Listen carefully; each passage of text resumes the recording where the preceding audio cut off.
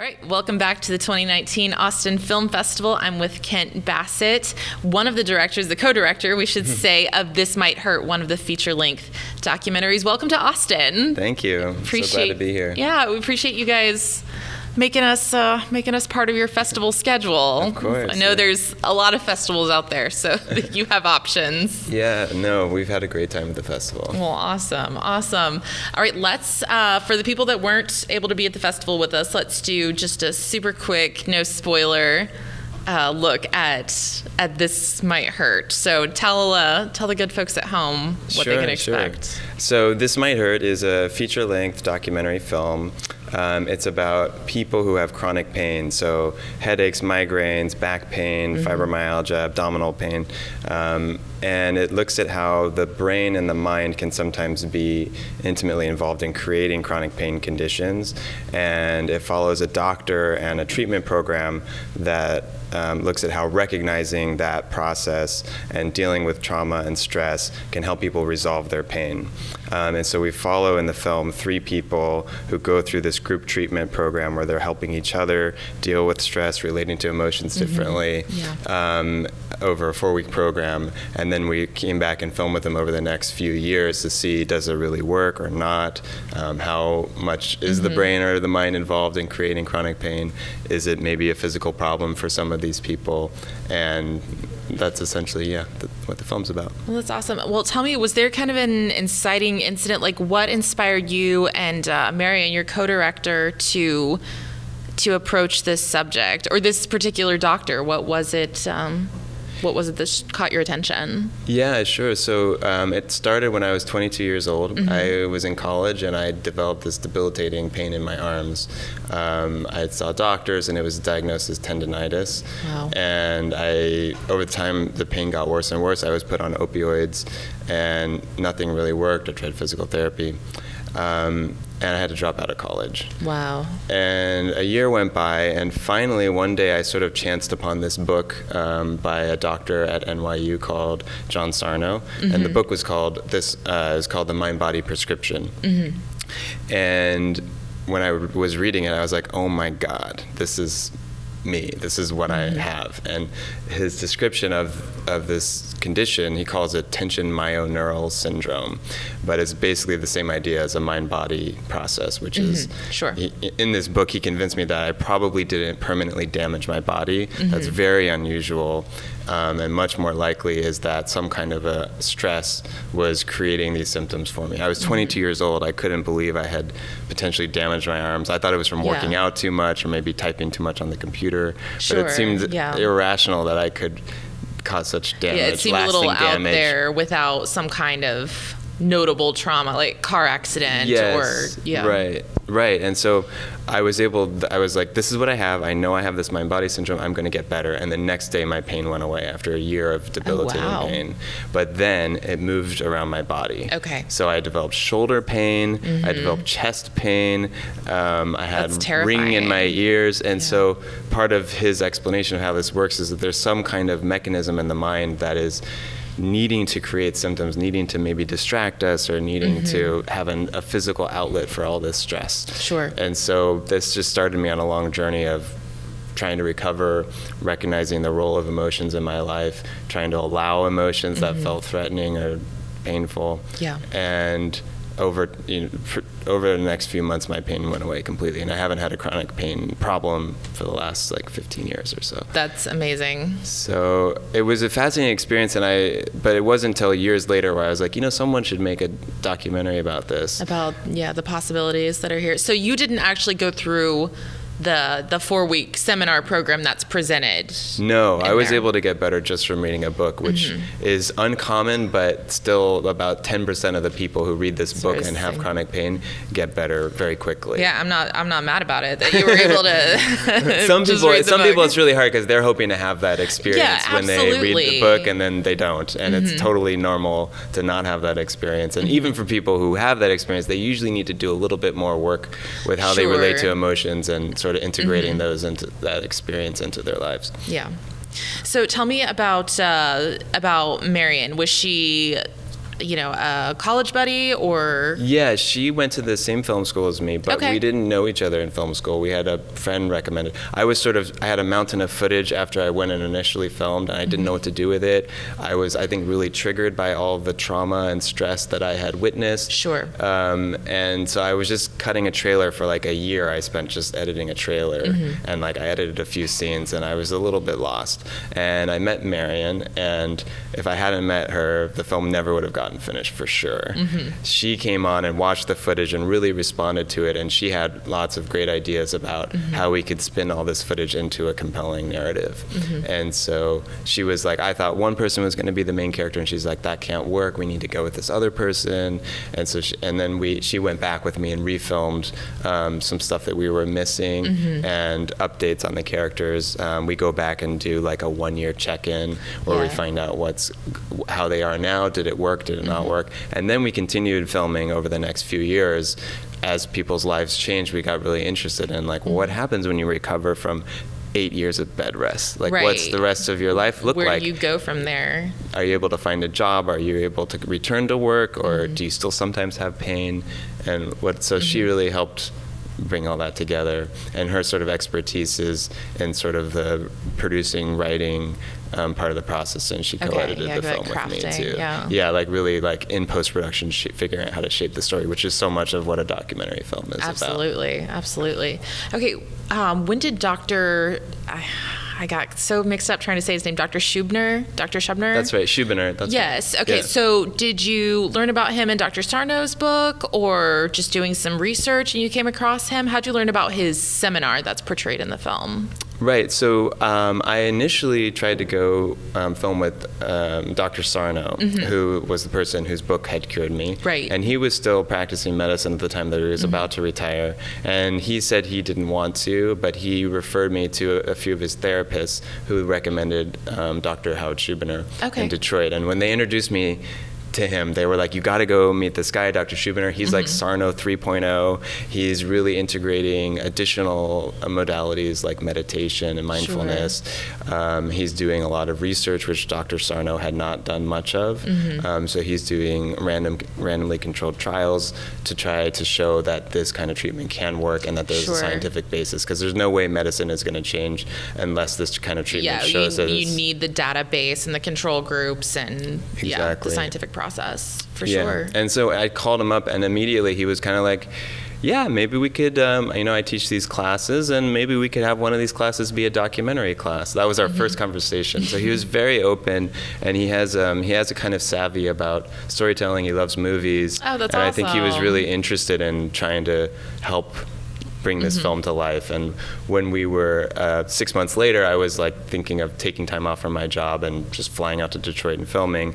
And he was kind of like helping me think about who should come into this class. Like, it might be interesting to have an old person and a young person. It might be interesting to have somebody who's more professional, and then somebody who's from a more like middle class or working class background, more blue collar background. And it might be important to have some men, because chronic pain, and especially like conditions like fibromyalgia, have this reputation of being mostly women, and it's actually very common for men to have this kind of mind-body chronic pain. And so he was thinking about making sure there were some men in the class, so to kind of give you a more rounded out idea of what his patients look like, to try to get them all in one class, because any given class might have different proportions. So it was cool to collaborate with him in that sense, and he was a very open participant through the whole process over 7 years, because we kept going back. We came up with better questions later on in the process and would go, and he was available for being re-interviewed. And well, can you tell me a little bit about some of the legal hoops that you had to jump through? Because as an MD, he is bound by HIPAA law. Of course, yes. Yeah, we had a conversation with the hospital beforehand, and as long as we were able to get HIPAA releases from all of the people who appeared on camera, and we explained to them that they were giving up their privacy, and that that potentially sensitive medical information about them was now going to be released. And so they thought about it and they signed those releases. And it was something I always felt very sensitive about, because they may not have realized just how much of their, not just medical information, but also psychological histories become part of their story as he asked them questions. And so it was important to me to show the three main characters, and to Marion as well, the film as we were completing it, and just to make sure, do they feel okay? Do they feel comfortable with what is being revealed? And we felt lucky that Tony, Maureen, and Kim watched the film and found it moving, and felt like, I asked them, I was like, do you feel like we've done justice to your story? And ready for them to say no, for pushback, or like, I wish you hadn't included this. And fortunately, they kind of could see that the film was compelling, and they thought we had done justice to their story. So that was an important and nerve-wracking part of the process. For 7 years, I was worried that they might really regret sharing such sensitive information. And luckily, from the beginning, all three of them, I think, realized that chronic pain is such a massive problem, not just for them, but for the country, for the people they know, and that if this treatment could offer hope to people, or could help advance science in some way, that it was worth it for them to kind of make that sacrifice, or make that reveal things that many people maybe prefer to keep private. And they really maintained that stance through the process of making the film. And I think of them as very brave, and I admire them for being able to do that.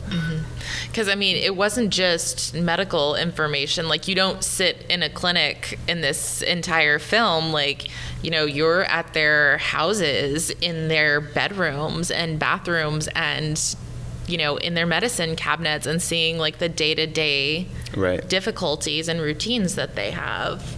So, really, it's a whole family. It's not even just the patients. Like, their whole families are involved there. Right, yeah. And a number of people have commented on that had watched the film, that it's not just a story about these three people in pain, but you see the toll that chronic pain can take on a whole family.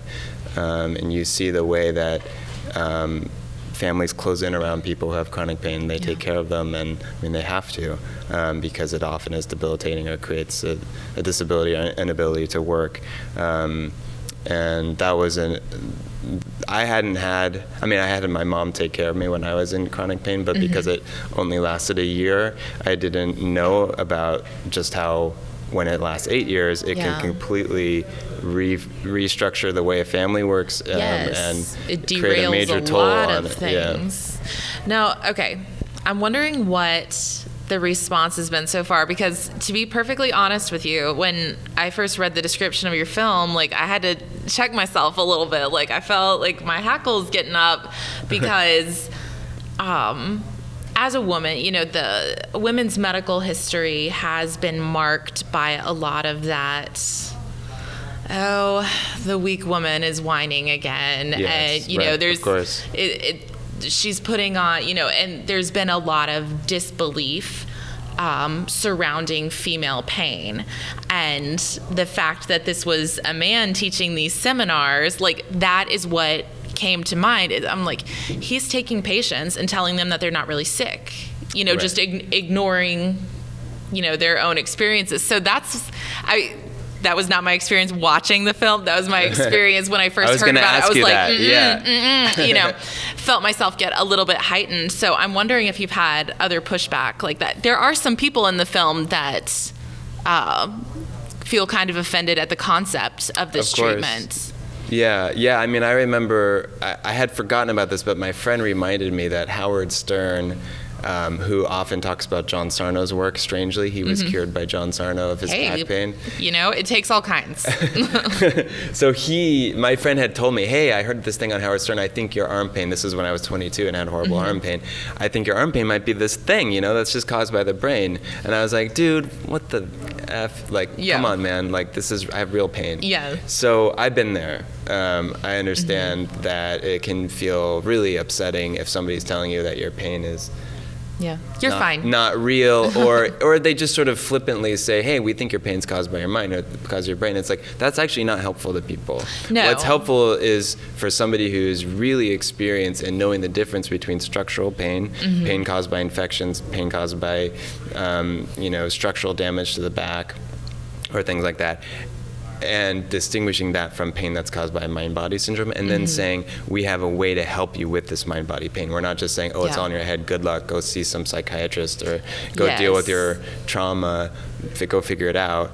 We're saying there is a very, concretely refined process for how to recover from mind-body symptoms, and that they're extremely common. Most people get them at some point in their lives. There's nothing to be ashamed about. There should not be a stigma, even though there is, and it's real pain. And so that was like something the doctor is very clear about. It's like, you really can't tell the difference between pain that's caused by a structural breakdown in your body and pain that is mind-body pain just from the pain sensation itself. It's the same sensation. Yes. So really you need an experienced professional, at least at first, to help you understand that the difference between how you would go about determining the cause.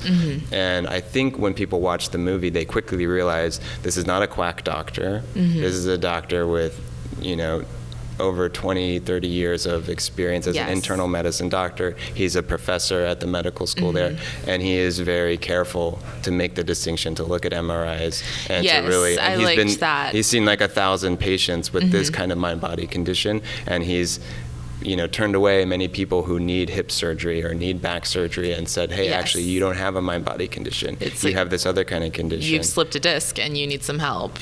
Right.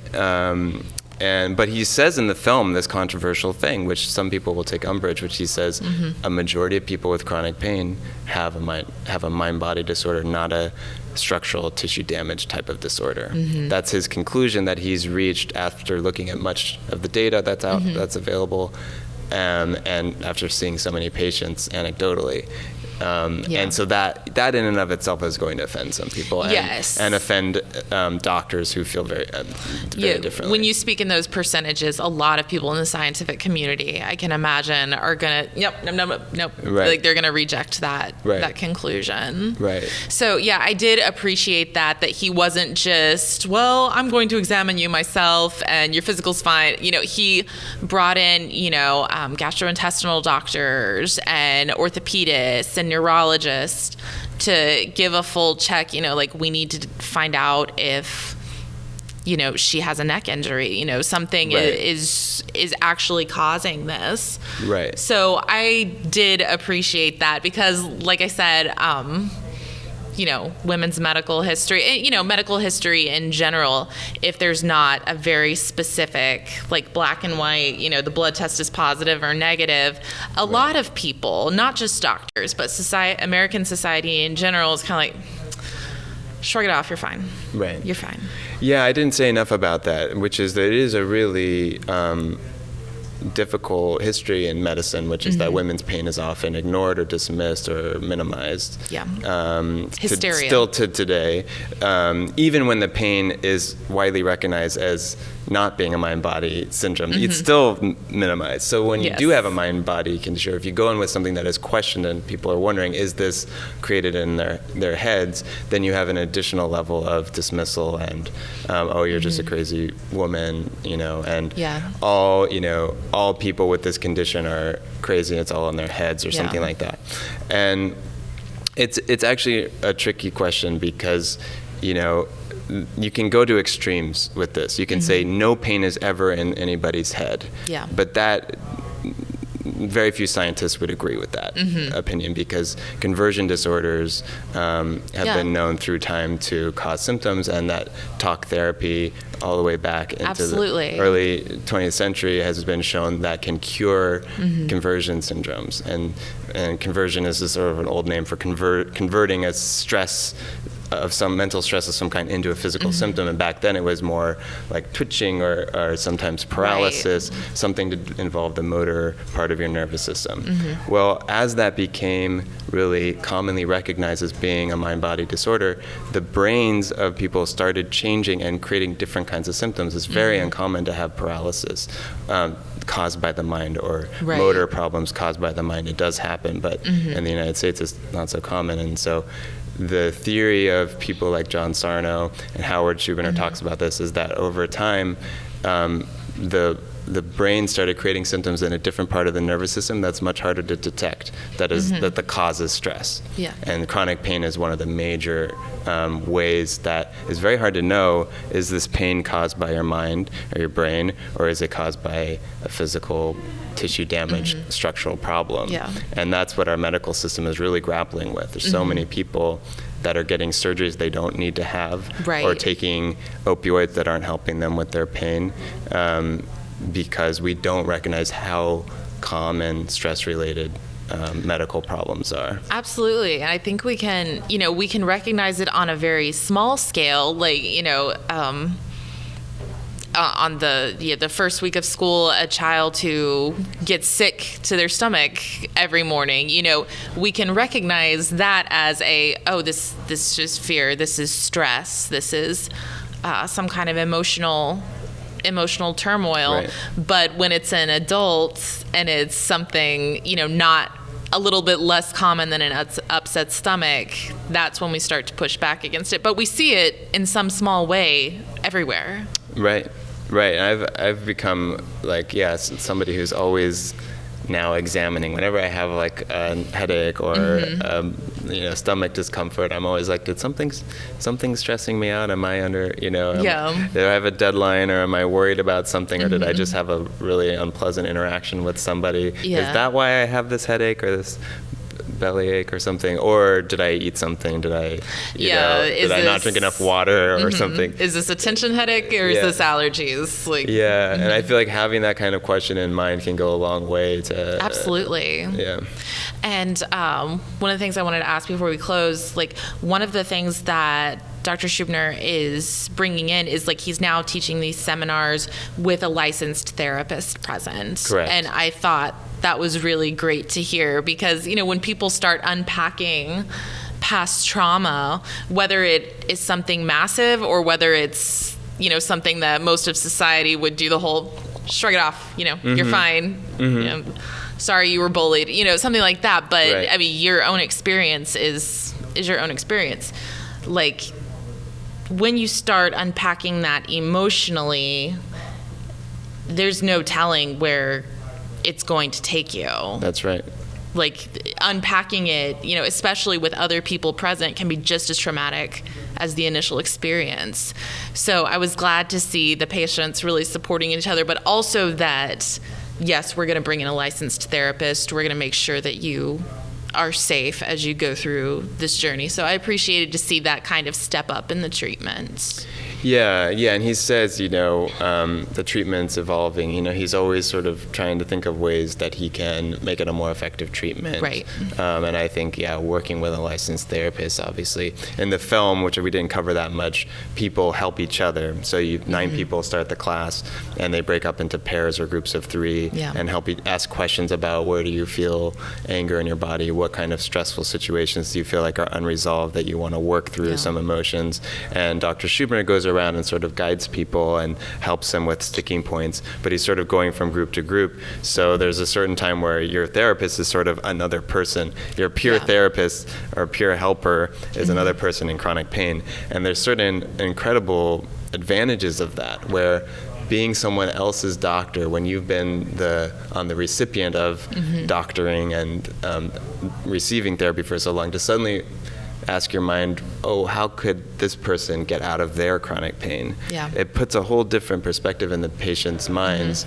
And some of them, as you see in the film, are extremely good at it in a sort of kind of a shocking way. I was so glad to see it would be bad for me to like spoil the ending a little bit.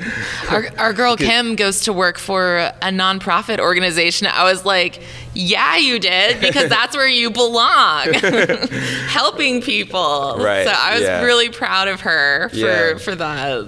Yeah, that was amazing. And I think what Dr. Schubiner has learned is that the peer counseling can be really helpful for some people, but it's not maybe the best thing for everybody. Sure. And that at least even if you do some peer counseling, you have a licensed therapist who's there to help people, make sure they don't get into trouble, and help them if they do. And the truth is, there's no risk-free way of conducting psychotherapy. Every therapist knows that some of their patients might get worse during psychotherapy, but that on the whole, it tends to be something that leads towards healing if it's done in a respectful, compassionate way. Yeah. So. All right. Well, last thing before we go, do you have like a website or social media where people can check out the film a little bit more in depth, learn some more? Yeah. Well, I just want to mention again that this film was co-directed. My co-director, Marion Cunningham, wasn't able to be here, but she's an amazing filmmaker, and you guys should look her up. The film is called This Might Hurt, and our website is thismighthurtfilm.com. That has our Facebook and Twitter there. I'll just say the Facebook really quick in case that's helpful. It's at This Might Hurt Film. Awesome. Well, Kent, again, thank you for making the trip to Austin and spending some time with us. Congratulations on your Austin premiere, and we hope to see you back again sometime. Awesome. Thanks so much. Yeah, and I hope you guys will check out the trailer on the website, thismighthurtfilm.com.